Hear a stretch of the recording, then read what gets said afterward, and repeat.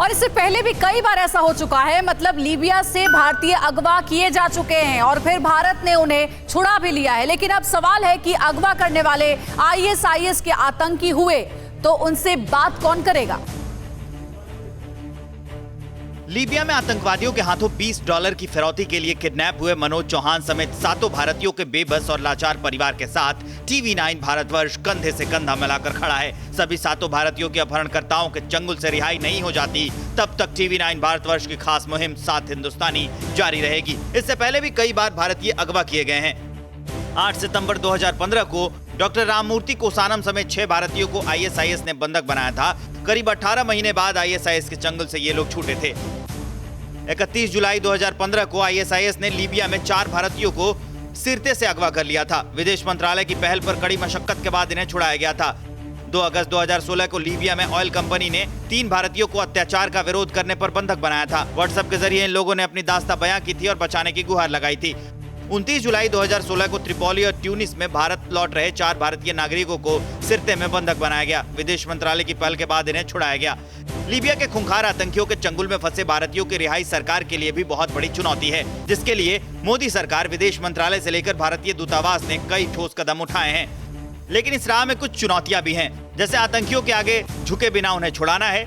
घटना वाले इलाके के हालात सामान्य नहीं है। अगर ये साजिश है तो इसके पीछे चेहरे को पहचानना होगा। आईएसआईएस के आतंकी हुए तो उनसे बात कौन करेगा। भारत का दुश्मन तुर्की अगर इसमें शामिल हुआ तो संकट और बढ़ेगा। यहाँ से भेजने वाली एजेंसी के रोल की भी पड़ताल करनी होगी। पीड़ित परिवारों में भरोसा पैदा करना होगा। लीबिया में आतंकियों के हाथों बंधक बनाए गए इन 7 हिंदुस्तानियों की सुरक्षित रिहाई और वतन वापसी की राह में कांटे बहुत हैं। पीड़ितों का परिवार केंद्र सरकार से उम्मीद लगाए बैठा है। और अब बात करेंगे हाथरस मामले की। हाथरस में दरिंदगी की परतें अब जल्द ही खुलेंगी। योगी सरकार ने मामले को सीबीआई को देने का आदेश जारी कर दिया और आज सुबह फिर एसआईटी ने परिजनों से पूछताछ की है। इस बीच लखनऊ में एक पोस्टर सुर्खियों में। पूरी अपडेट हमारी इस रिपोर्ट में देखिए।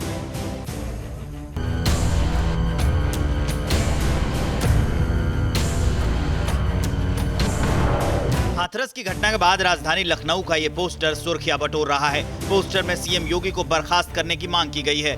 तस्वीरों पर गौर कीजिए। पोस्टर में बेटी को पिस्टल, कटार और तलवार से लैस दिखाया गया। तस्वीर के पीछे संदेश में कहा गया है कि बेटियों को अब करधन नहीं, पिस्टल, कटार और तलवार की जरूरत है। हजरतगंज सहित तमाम जगहों पर दीवारों पर ये पोस्टर चिपकाए गए हैं। तस्वीरें हिंसा के लिए उकसा रही हैं, जो किसी भी समाज के लिए ठीक नहीं है। कानून को हाथ में लेने का अधिकार किसी को नहीं है। संविधान और कानून हर बेटी का रक्षा कवच है। इस बीच बलिया के बैरिया से बीजेपी विधायक सुरेंद्र सिंह ने शर्मनाक बयान दिया है।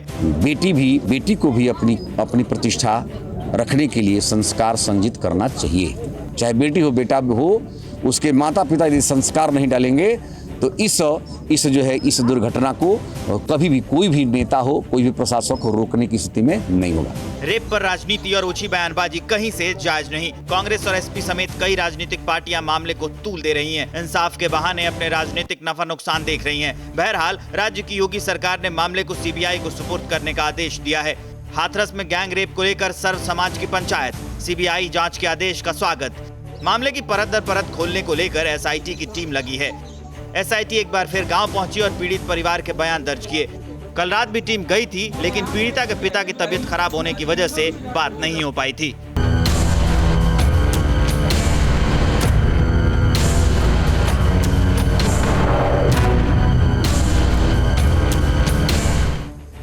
क्या आप पर भी बरपा है जालसाजी का कहर?